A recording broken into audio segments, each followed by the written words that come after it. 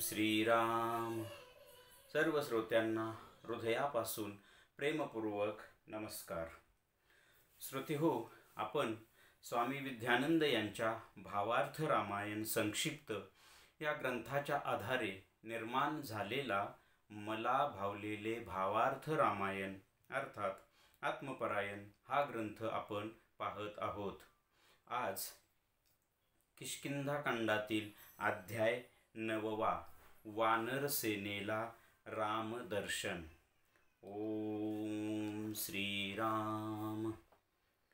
आता तिथे विंध्य पर्वत, सह्याद्री व हिमालयासहित देशाभरातील समग्र वानरसेना जमा झाली आहे व तिथे हनुमंताचे पिता वायुदेव व केसरी हेही उपस्थित झाले आहेत व हे सर्वजण आता श्रीराम दर्शनाकरिता उत्सुक झाले आहेत. त्यानंतर मग तिथे अंगद व अगस्ती मुनीही उपस्थित झाले आहेत. आता आपण साधकाच्या दृष्टीने पाहू. साधकाच्या ठिकाणी गुरुकृपेने व साधनेने शुद्धीकरण प्रक्रिया सुरू झालेलीच आहे. या शुद्धीकरण प्रक्रियेला आता सर्व स्तरावरून प्रतिसाद मिळत आहे. म्हणजे देशभरातील वानरसेना जमा झालेली आहे. म्हणजे अगदी मन, प्राण, बुद्धी, चित्त, अहमसहित सर्व नाडी संस्था व पेशींपेशी या प्रक्रियेत सहभागी झाल्या आहेत व आत्मदर्शनाकरिता ही सर्व मंडळी उत्सुक झाली आहेत.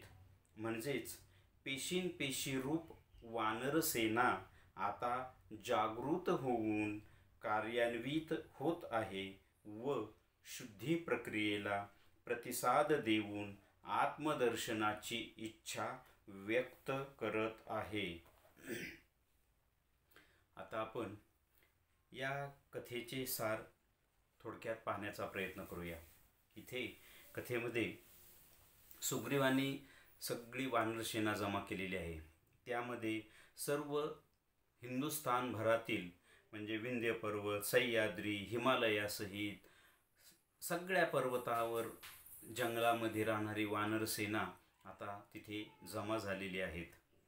आणि त्यामध्येच हनुमंताचे पिता वायुदेव आणि केसरी हेही आलेले आहेत. तसेच अंगद, अगस्ती मुनी हेही तिथे सगळेजण आलेले आहेत. आणि या सर्वांसहित सगळ्यांना आता श्रीराम दर्शनाची उत्सुकता लागलेली आहे. ही रामकथा आता साधकाच्या दृष्टीने कशी, तर साधकाच्या अंतरंगामध्ये सद्गुरूंनी अनुग्रहित केल्यानंतर साधक शुद्ध तळमळीने परखड अशी साधना करतो. त्यामुळे त्याच्या ठिकाणी गुरुकृपा व्हायला सुरुवात होते आणि त्यामुळे त्याच्या ठिकाणी शुद्धीकरण प्रक्रिया सुरू होते. त्याच्या अंतरंगातील हे सगळे घटक कोणते, मन, प्राण, बुद्धी, चित्त, अहम, नाडी संस्था, रक्त, मांस, मेधा, त्वचा, पेशींपेशी, रोम अनुरोम ह्या सगळ्या संस्था आहेत. हे सगळे घटक आहेत ना, हे या शुद्धीकरण प्रक्रियेत सहभागी होतात आणि शुद्धीकरण प्रक्रिया सुरू होते. हे सगळे घटक म्हणजेच कथेमध्ये देशभरातील सगळी वानरसेना म्हणजेच माझ्या ठिकाणची सगळी वानरसेना म्हणजे कोण, हे सगळे घटक अगदी पेशींपेशी सहित नाडी संस्थेसहित हे सगळे घटक म्हणजे वानरसेना आहेत. आणि हे सगळे घटक शुद्धीकरण प्रक्रियेत सहभागी होतात. म्हणजेच वानरसेना आता एकत्र आलेली आहे.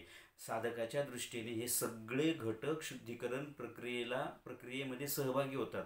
म्हणजे स्वतःची शुद्धीकरण करून घेण्याची प्रक्रिया सुरू होते. आणि त्यामुळे या सगळ्याच घटकांना आत्मदर्शनाची ओढ लागलेली असते.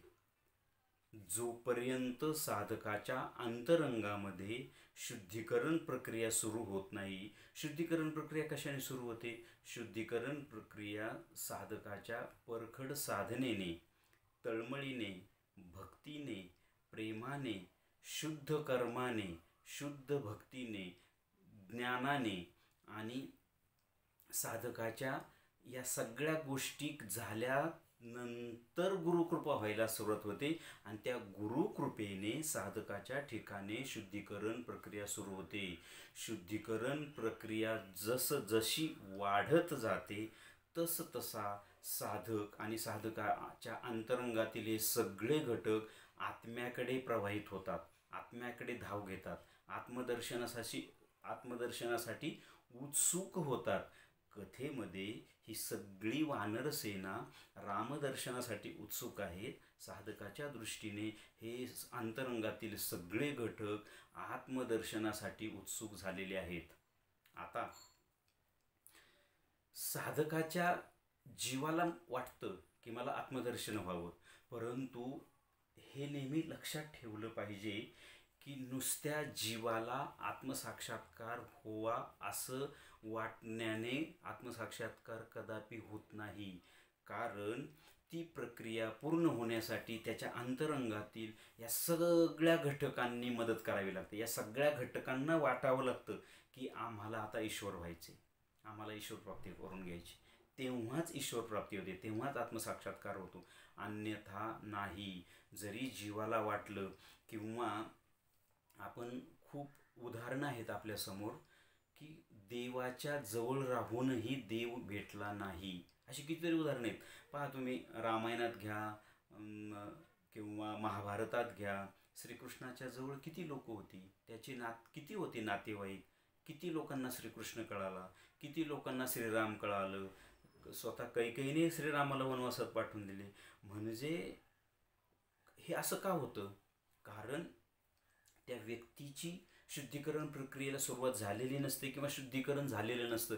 त्यामुळं आपल्या जवळ असलेला ईश्वरसुद्धा आपल्याला समजत नाही किंवा आपल्या जवळ असलेले संत महात्मे हे आपल्याला समजत नाही किंवा आपण अनुग्रहित होऊन सुद्धा आपले सद्गुरू आपल्याला खऱ्या अर्थाने कळत नाही. अगदी सद्गुरूंच्या जवळ आपण राहिलो म्हणजे देहाने आपण सद्गुरूंचा आपल्याला सहवास जरी मिळाला तरी सद्गुरू कळत नाही. त्याकरता साधकाच्या अंतरंगामध्ये ही शुद्धीकरण प्रक्रिया व्हावी लागते, सुरू व्हावी लागते. हे सगळे घटक एकमुखाने एकाच त्या तत्वाकडे, एकाच त्या गोष्टीकडे वळवायला लागतात. तेव्हा त्यांना आत्मदर्शन होतं किंवा आत्मदर्शनाची ओढ लागते. आपण याचं एक उदाहरण पाहू की संतांच्या किंवा साधूंच्या किंवा देवांच्या जवळ राहूनही ही गोष्ट साध्य होत नाही. यासाठी मी एक छोटीशी गोष्ट सांगतो. स्वामी रामकृष्ण परमहंस आणि त्यांचा भाचा, त्याचं नाव आहे हृदय. हा हृदय स्वामी रामकृष्ण परमहंसापेक्षा वयाने मोठा होता, परंतु स्वामी रामकृष्ण परमहंसांनी त्यांचं घर सोडून कलकत्त्यात आले. त्यांचं घर कामारपुकूर हे सोडून कलकत्त्यात कालिका मातेच्या सेवेसाठी आले. तेव्हापासून हृदय हा त्यांच्यासोबत आहे. स्वामी रामकृष्ण परमहंसांनी काय साधना केली, कशी साधना केली, अगदी ते गंगेच्या किनारेला आवळ्याच्या झाडाखाली जाऊन नग्न, अगदी जानवंसुद्धा काढून, म्हणजे मला ब्राह्मणपणाचा अहंकार येऊ नये अशा परखड साधना करून त्यांनी देवीचं दर्शन मिळवलं, आत्मसाक्षात्कार मिळवला, निर्गुण साक्षात्कार मिळवला.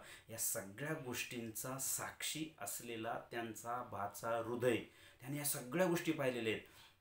स्वामी रामकृष्ण परमहंसांची संपूर्ण साधक अवस्था जी कोणी पाहिली असेल ना, ती व्यक्ती म्हणजे फक्त त्यांचा भाचा हृदय आहे. त्यानंतर त्यांच्या सहवासात खूप लोक आले, त्यांनी त्यांचे चरित्र वगैरे लिहिली. स्वामी विवेकानंद नंतर आले, अनेक लोक नंतर आले, परंतु स्वामी रामकृष्ण परमहंसांच्या साधक ते ईश्वर प्राप्ती हा जो प्रवास आहे, हा संपूर्ण प्रवास त्या हृदयाने पाहिला. मात्र त्याच्या अंतरंगात ह्या कुठल्याही गोष्टी न शिरल्यामुळे जेव्हा स्वामी रामकृष्ण परमहंस प्रसिद्धीला आले तेव्हा हा हृदय मग लोकांना स्वामी रामकृष्णांची भेट घेऊ देत नसायचा. तिथल्या दक्षिणेश्वरच्या संस्थानामध्ये काहीतरी गोंधळ घालायचा. म्हणजे मला विचारल्याशिवाय स्वामींकडे कुणी जायचं नाही, स्वामींना भेटायचं नाही. नंतर नंतर नंतर तो पैसेही घेऊ लागला.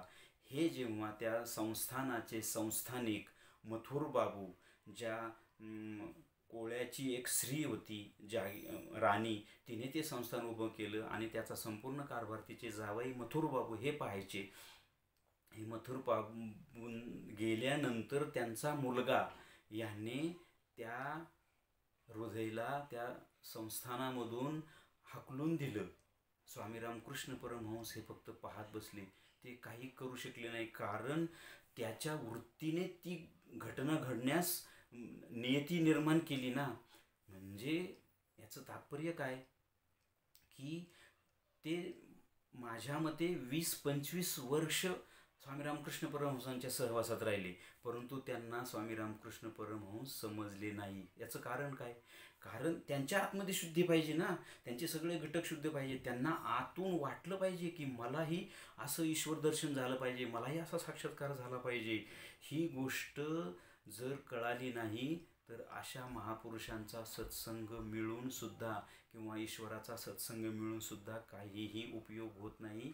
याची मी आत्ताच उदाहरणं सांगितली. कैकेयी घ्या, महाभारतात श्रीकृष्णांच्या जवळ कौरव घ्या, कितीतरी त्यांचा यादव वंश घ्या, अशा कितीतरी उदाहरणं आहेत की ते असे महान व्यक्तिमत्व किंवा असे ईश्वर आपल्या सोबत असूनही आपल्याला कळत नाही किंवा त्याचा उपयोग करून घेता येत नाही.